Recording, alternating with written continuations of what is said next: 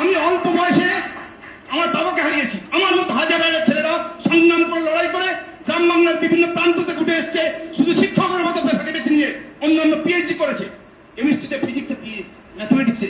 তার অন্যায় করেছে, এই পেশাটাকে বেছে নিয়ে বড় বড় ডায়লগ দিচ্ছেন মঞ্চে ওখানে। আপনাদের কোনো অসুবিধা হয় না।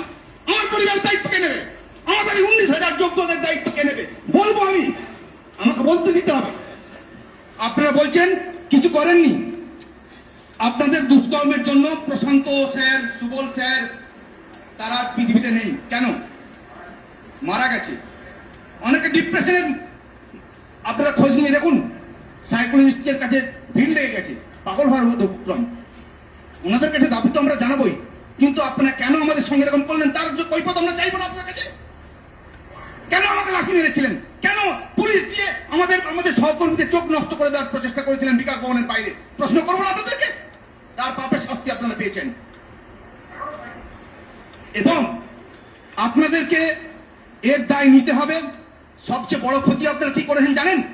বাংলার গরিব বাড়ির ছেলেমেয়েরা যে শিক্ষা ব্যবস্থার উপরে নির্ভর করে, সেই শিক্ষা ব্যবস্থাকে আপনারা শেষ করে দিয়েছেন।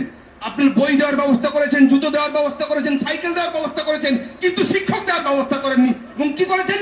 পয়সার বিনিময়ে অযোগ্যদেরকে স্কুলে পাঠানোর ব্যবস্থা করেছেন আপনারা।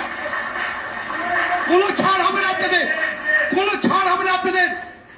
যে কষ্টটা আমরা প্রতি রাতে কাটছি, কত লোক, কত শিক্ষক ডিপ্রেশন ওষুধ খাচ্ছে, পাগল হওয়ার মতো উপক্রম, তার দায় নেবেন না আপনারা?